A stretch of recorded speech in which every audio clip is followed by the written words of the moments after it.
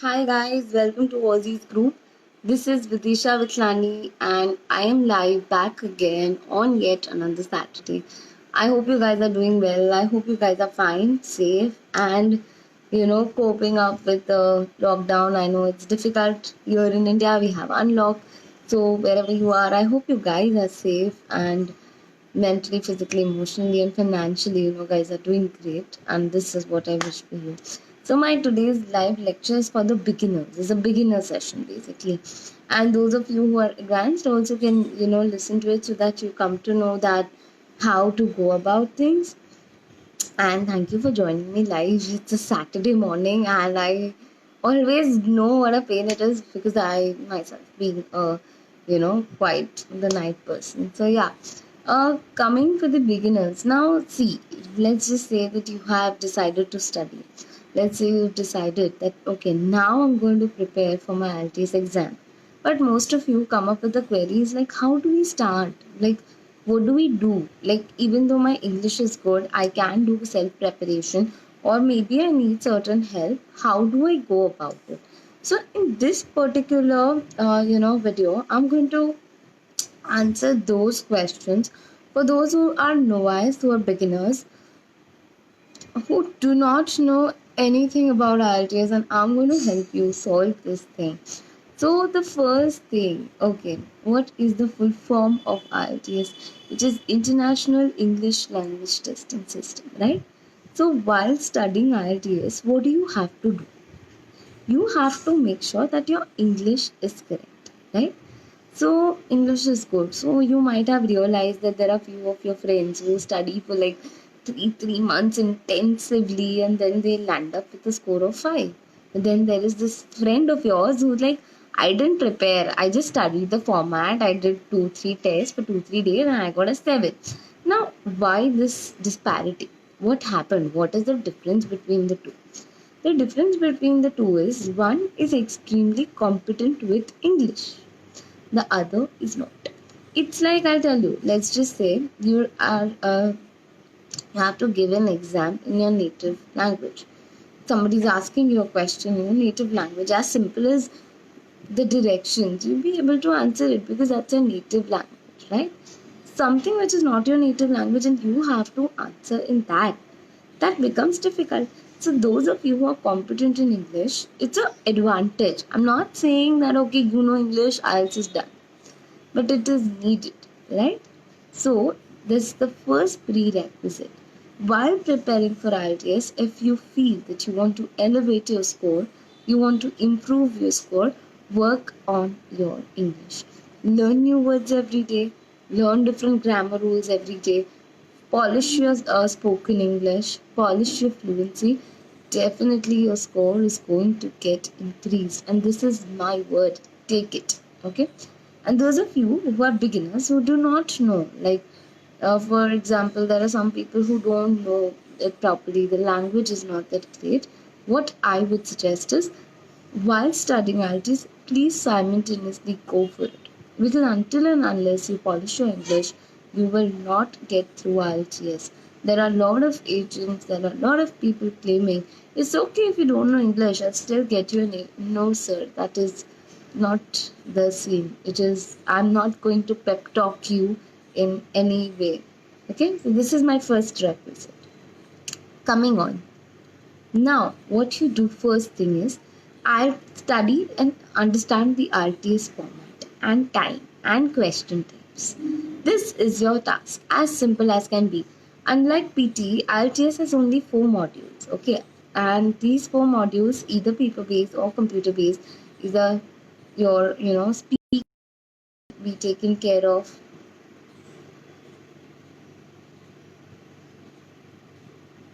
Okay, your speaking will be taken care of the other day. So your format goes like listening, reading, writing. Listening is for like 40 minutes, okay, 30 minutes for the audio, 10 minutes for transferring the answers. Once your listening module is complete, you then have to switch to the reading component. Once your reading component is complete, then you have to go to your writing component. That is something that is goes on, and once this entire test goes on, like reading, listening, writing, you finish the test. Okay, and then there is speaking, which is taken either before or after the exam. This is your entire scenario. Listening component. Lot of you just switch on and just go on playing and practice. But do you actually focus on what are the things to do in listening? First thing, let's understand the format of listening. In listening, there are four sections. Section 1, 2, 3, 4. Section 1 is a dialogue between two people, okay, which is easiest. Then section 2 is a monologue. Section 3 is again a dialogue, and section 4 is again a monologue. Now, this ideally is a section progressive exam. Like section 1 is easy, section 4 is difficult. How do you go about it? First day, pick up a question type. Let's just say pick up fill in the blanks and practice. In the third, fourth day, you might have to make sure that you know your section 1 so well that anybody appearing for it, you will get a 10 on 10. Depending on your target score, you pick up the sections and you practice the sections. While listening, something that's really important is two things. One, understanding the accent. Because see, the audio is spoken in a foreign language. So unless and until you understand the accent, you will not be able to get it. So understanding the accent is the most important thing. Like for example, my accent is a little bit Indian accent. So when you, let's just say I'm asking you to jot down what I'm saying right now, it's going to be very easy for you. Why? Because you understand what I speak. But let's just say some foreign trainer is coming here and asking you to jot down each and every word. Will you be able to do so? Absolutely not. Why? Because you will have to you'll go on bizarre. So that is something you have to learn. And one is practice listening to this. The other is tape script. Cambridge books provide a lot of tape scripts. You can go through them. The next thing is focus and concentration. Now see, imagine we all are attention deficit, you, me, everybody. Attention deficit in the sense, imagine the audio is going to be played and you have to listen to it for 30 minutes. How are you going to manage that? All of us being attention deficit, somewhere down the line lose focus. When we lose focus, what really happens is I'm missing out on one question. Once that one question goes, series of questions, that just goes. So yes, for listening component, we're going to focus on two things which are very important. The first thing is my accent, and my second thing is your focus, your attention deficit. Okay. And trust me, guys, listening is that component in which you can get a 9 on 9 this easily. It's very easy to get a 9 on 9. And I am not saying this because I am a trainer. I have students who almost in a month there are 2 to 3 students who get a 9 on 9. And I am not bluffing. I have scorecards. I can literally tell you this. And it's easy. So you have to work on these two things. Okay. Another tip while practicing tip I'm sharing, very easy thing. So what you do is normally people plug in the earphones, okay? Students do it with the mobile speaker. Now, what's the difference? When you're in a earphone, you're much more constant, like you can concentrate a lot. But same thing when you switch to your mobile speaker, what really happens is attention deficit. And then when you have to concentrate, and then when you have to get your score, that's something that becomes easy. That's more challenging. And of course, when you go for your exam, you definitely have had headphones, so it's going to be much more easier. So while practicing using mobile phones, it's going to give you a better concentration. So you can try that. In our classrooms, we had this huge speaker, but then of course, no earphones. That really, I think, got the scores. So that was about listening. So again, listening and reading are basically receptive skills. So receptive skills is the way you practice. The more you practice, the better it's going to get. Okay? Because if I'm writing 40 answers correct, the examiner has to give me 40 answers. There is no examiner is left with no choice. Okay, so that is my thing. Moving on to once your listening is over, you begin with the reading. Reading is for an academic section 1 hour, for a general training also 1 hour. So again your focus comes into play. Like you have to read the thing for like 1 hour. So imagine the amount of time. Have you ever sat down and read something for 1 hour? No. And plus the topics are so boring. Like most of the students, they come up to me and this topic is so boring, this thing is so boring, but you don't have to be prejudiced towards it. Your only job is to see the passage, see the questions, and find the answers.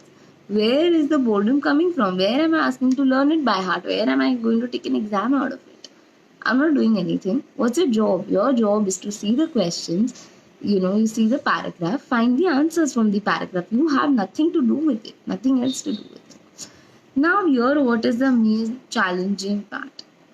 The challenging part here is the language is of higher order.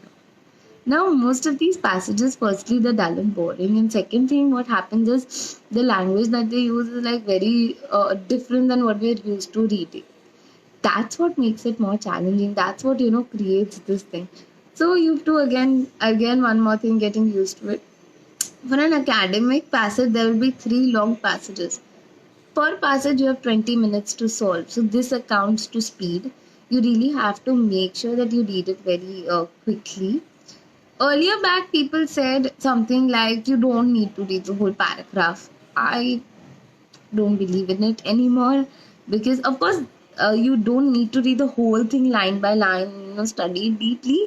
But yeah, definitely, you will have to really go through it a little bit in depth. That's one thing.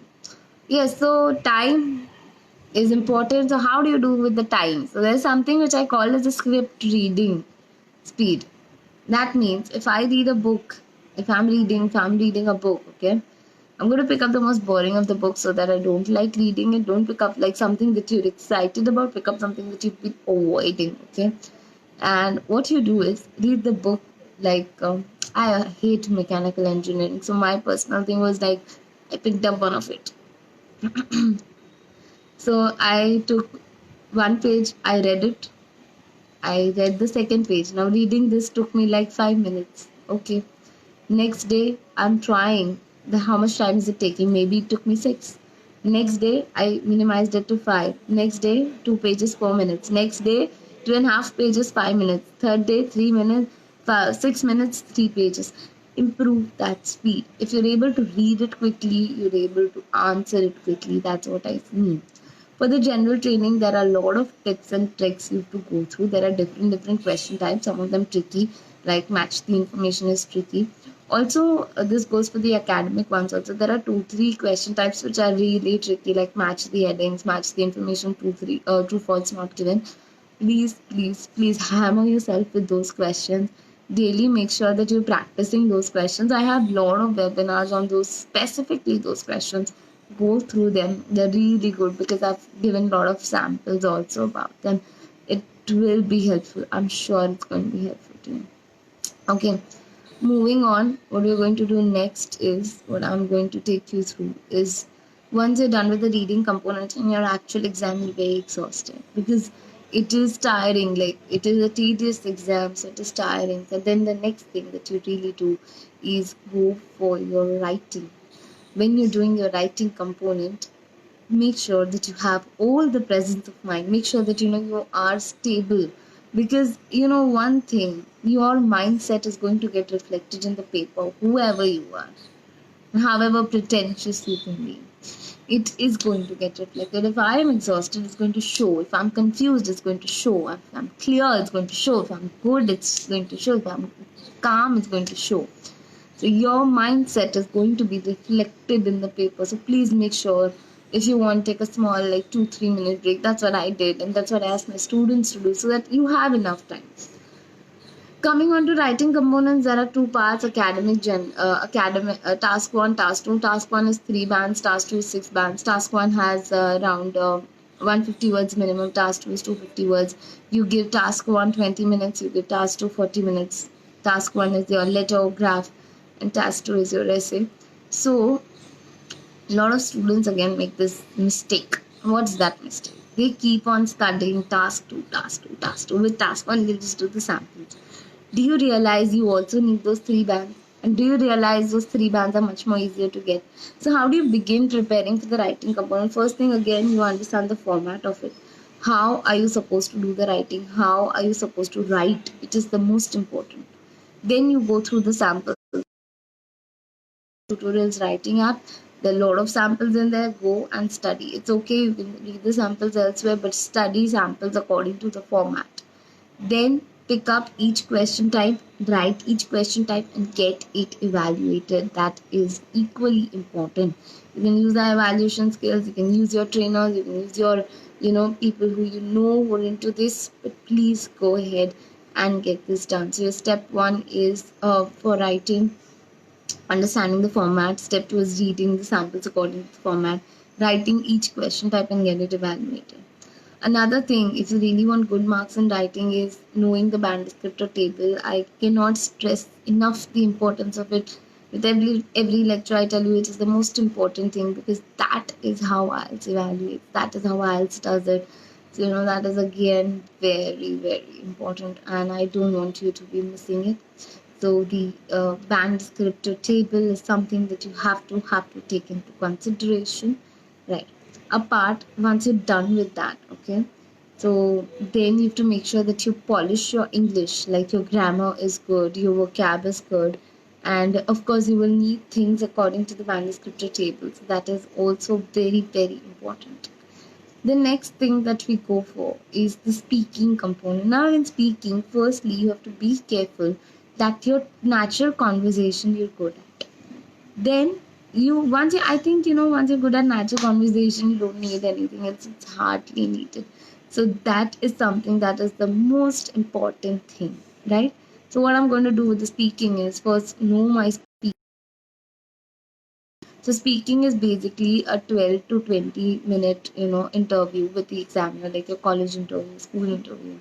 There are three components to it: introduction, cue card, counter. Introduction, cue card, and counter questions. So all the three are of equal importance.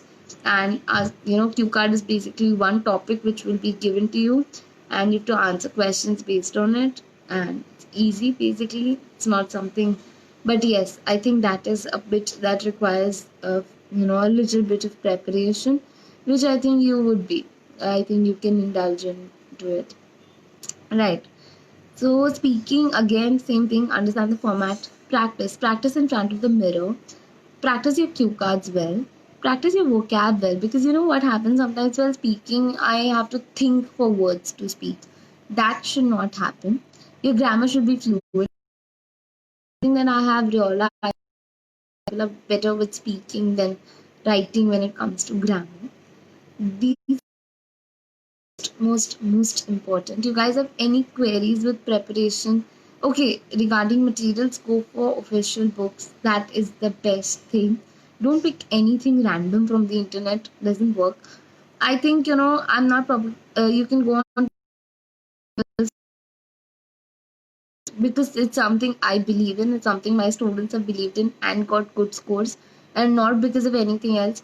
You will get tons of webinars, mock tests, samples, and you have a Telegram group, IELTS tutorials. You can get a lot of materials and a lot of help from there as well.